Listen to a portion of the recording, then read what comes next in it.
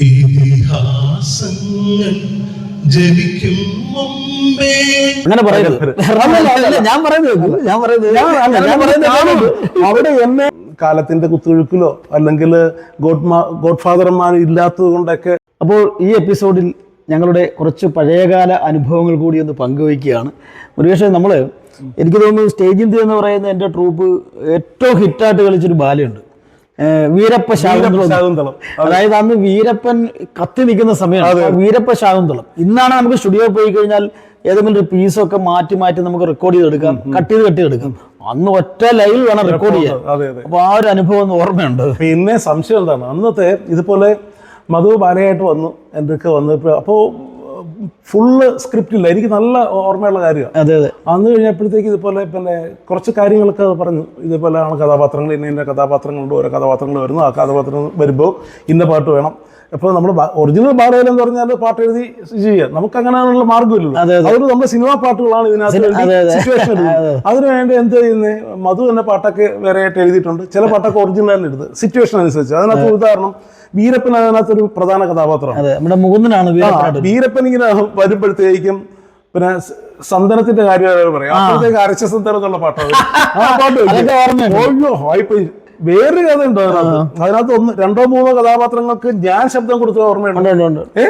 അത് റെക്കോർഡിങ്, അത് നമുക്ക് അവിടെ വെച്ച് റെക്കോർഡ് ചെയ്യാൻ പറ്റാത്ത അവസ്ഥയായി രാഗമാലിയിൽ. 30 വർഷം മുമ്പുള്ള കാര്യം. അതെ, സ്റ്റേജിന്റെ ഒരു ബൂമിങ് ടൈമാണ് അത്. നമ്മുടെ അമ്പലപ്പുഴ ക്ഷേത്രത്തിന്റെ ഇപ്പുറത്ത് പിന്നെ ബൃന്ദാവൻ ഓഡിറ്റോറിയത്തിലായിരുന്നു നമ്മൾ ഉദ്ഘാടനം ചെയ്തത്. ഹൈവേയുടെ സൈഡിലാണ് രാഗമാലി. അപ്പോൾ അവിടെ വെച്ച് റെക്കോർഡ് അന്നും അത് 30 വർഷത്തിന് മുമ്പും മധുവിന് വളരെ പ്രൊഫഷണൽ ആയിട്ട് ചെയ്യണം എന്നുള്ളൊരു ചിന്താഗതി ഉണ്ടായിരുന്നു എനിക്ക്. ഞാൻ ഓർക്കും. അപ്പോൾ നമ്മൾ അവിടെ വെച്ച് റെക്കോർഡിങ് സ്റ്റാർട്ട് ചെയ്ത് കഴിഞ്ഞപ്പോൾ ഈ വണ്ടിയുടെയൊക്കെ നോയ്സ് സൗണ്ടൊക്കെ കേൾക്കുന്നതുകൊണ്ട് ഇവിടെ വെച്ച് റെക്കോർഡ് ചെയ്യാൻ പറ്റത്തില്ല. അങ്ങനെ എൻ്റെ ഈ പാട്ട സെറ്റ് എല്ലാം കൂടെ പൊക്കി എടുത്തുകൊണ്ട് മധുവിന്റെ വീട്ടിൽ വന്നിട്ടാണ് ഓർക്കസ്ട്ര സഹിതം അത് ഓർക്കസ്ട്രയിൽ നമ്മുടെ റെക്കോർഡിംഗ് ഡെക്കും. അപ്പോഴാണ് ഇതുപോലെ കുറെ കഥാപാത്രങ്ങളുണ്ട്. നമ്മൾ ഈ കഥാപാത്രം ഇത് സ്ക്രിപ്റ്റും മധു എഴുതിയിട്ടുള്ളൂ. കഥാപാത്രങ്ങളെ ഇന്നൊക്കെയാണെങ്കിൽ ഒരു ക്യാരക്ടറിന് വേണ്ടി നമുക്ക് ആ ക്യാരക്ടറിനെ കൊണ്ട് സ്റ്റുഡിയോ റെക്കോർഡ് ചെയ്യാം. അന്ന് എല്ലാവരും കൂടി ഇരുന്ന അതെ അന്ന് അപ്പോൾ മൊത്തം നടന്മാരെ അന്ന് കിട്ടിയിട്ടില്ലായിരുന്നു. നമ്മൾ റെക്കോർഡ് ചെയ്യുന്നുള്ളൂ. അപ്പോൾ നമ്മൾ 4-5 പേരുണ്ടായിരുന്നു. അച്ഛനൊക്കെ ഉള്ള സമയമാണ്. മധുവിന്റെ അച്ഛനുള്ള സമയമാണ്. അച്ഛനും അമ്മയൊക്കെ ഉണ്ട്.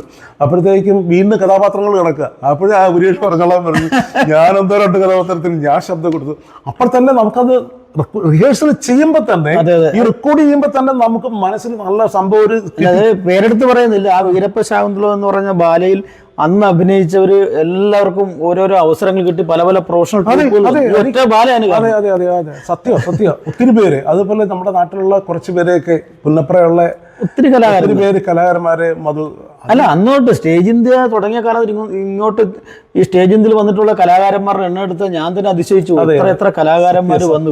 എൻ്റെ ഒരു സന്തോഷം എന്ന് പറയുന്നത്, ഞാൻ അന്ന് തുടങ്ങിയ കാലഘട്ടം തൊട്ടുള്ള സുഹൃത്തുക്കളും ആ സ്നേഹിതരും ഇന്നും അന്ന് കണ്ട ആ സ്നേഹം, നമ്മൾ എത്ര പ്രോഗ്രാം അവതരിപ്പിച്ചൊന്നല്ല, പക്ഷെ അന്ന് നമ്മുടെ തുടക്ക സമയത്ത് ഉണ്ടായിരുന്നവരോടുള്ള സ്നേഹം എന്നോടും ഉണ്ട്, എനിക്ക് അവരോടും ഉണ്ട്.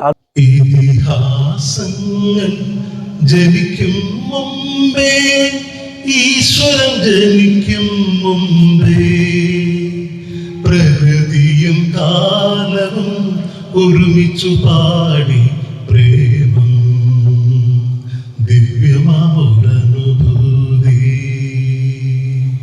ഇതിഹാസങ്ങൾ ജനിക്കും മുമ്പേ ഈശ്വരൻ ജനിക്കും മുമ്പേ പ്രകൃതിയും കാലവും ഒരുമിച്ചു പാടി പ്രേമം ദിവ്യമാമൊരനുഭൂതി.